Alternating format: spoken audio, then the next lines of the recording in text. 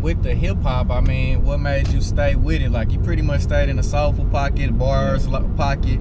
You didn't really waver this whole time in your career, like when you could have like went with the trend. I added some auto tune here and there.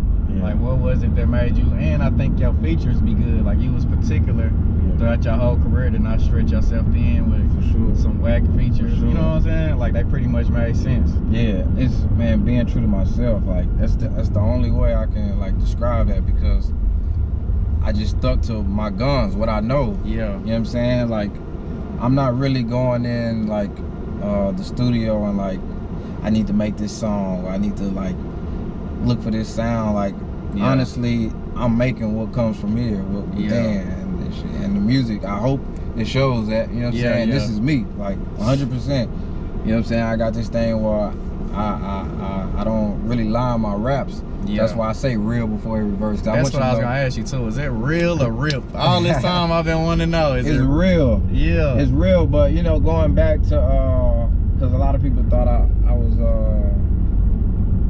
either or they thought like I was mocking Drake, or they thought Drake was mocking me when him and Wayne did that song back in the day. I'm the only one to get the job done. I can't think of the title. But he started off rip. Okay. I don't know if you remember that. But I had homies from San Diego was like, damn, Drake stole your ad-lib. You know what I'm saying? But like, I was saying real. He was saying rip. Okay, this whole time I've been wanting to know that. Like, real, and it's basically saying like, you know what I'm saying, like the young kids say, no cap, like real rap. Oh yeah, that's pretty dope. That's a dope ad-lib. I fucked with it. And now I got it clarified right now. For sure. So like, what else is like your process? Like, okay, you got the team with you. Do you just record alone, or is it just you in October? So is it pre-production, then you go do the main thing? Like, cause the cadences are very specific, so I know it ain't just like go in there punch in type of rap, you know what I'm saying? Right. Now, so basically I write everything at home. I don't wait till I get to the studio, because when I get to the studio, I'm there for one thing only, and that's to lay vocals. You know what I mean? So I'm writing at the house. Sometimes it take me an hour to write a verse. Sometimes it take days, weeks. You know what I'm saying? I really take my time out with verses. I don't think people understand how much time is put into like writing, because for me it's like a puzzle. Like, I got all these pieces already, I just got to put them together. And sometimes I got to move them around because I'm put them in the wrong spot at first. Exactly. So that's my writing, and then shoot, I get to the studio. I don't really like people there. It's just me and October, man. And he just press play. He don't say much. He let me do my thing because he trusts me enough. You know, I know when he doesn't like something, because he gonna say something. So he don't say much, which is a good sign. And other than that, man, like you said, I'm very particular about the words I choose. I even try to like stray away from cursing unless I'm really trying to get that thing. Cause I was gonna say, like, do you try to? Cause it's good music, but to me it's kid friendly. Like, to where I want my daughter. So I think Did of that. You make an effort to do that? Of course, cause you know, my mom listens to my raps. My uncles, you know what I'm saying, my daughter. So I just feel like true writers shouldn't have to curse. It should be like you know, when you really trying to get an expression off. So if I'm cursing, that's how I really feel. You know what I'm saying? It's not for to fill up a syllable, a space, and a line. You know what I mean? So yeah, I take all that in consideration. And it helps with the clean version of the album. Less editing. Exactly. That's something I definitely noticed. And I feel like rapper producers got an advantage a little bit, man. Like, do you look up to any, like, of course, like Ye, but anybody besides him, or even do you even fuck with Ye? Like, I rock with Ye as an artist all day, every day, because I understand he's hands on. You can tell. You know what I'm saying? And that's just something like, it's rare. You know, he in there like, take that sound out. And then the way he simplifies his production, but it's still like the craziest shit you ever heard. Because sometimes it might be 3 sounds, but the shit is just like, you know, well put together. But as artists that I listen up to, man, I mean, look up to, of course, the Drakes, the Sean. You can hear that a little bit. The Hove.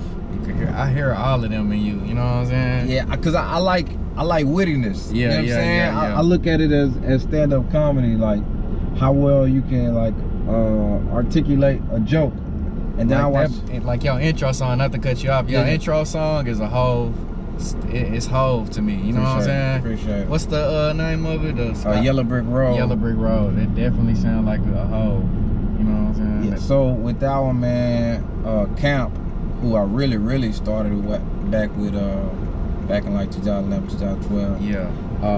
Which was crazy because we haven't worked in a while, man. He wasn't even on my last project, so I was like, man, I need something from you. We got to get back together.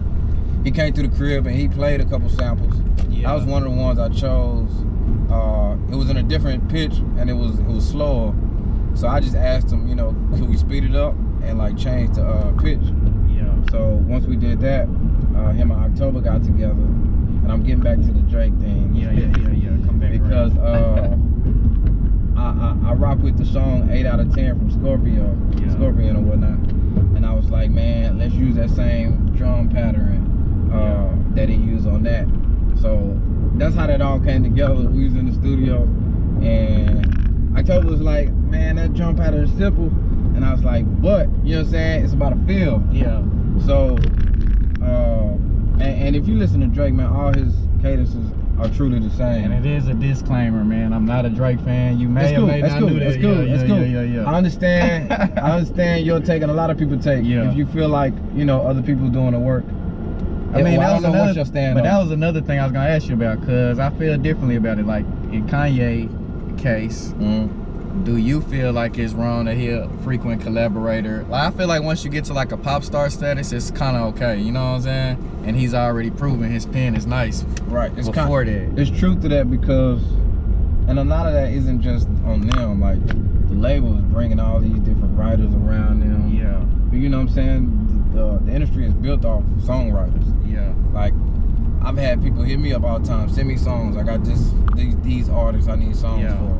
A lot of these cats, they running out of ideas. They need so many songs in a timely manner. They need people like me. They could just whatever, you know, come get a song placement and you make some royalties.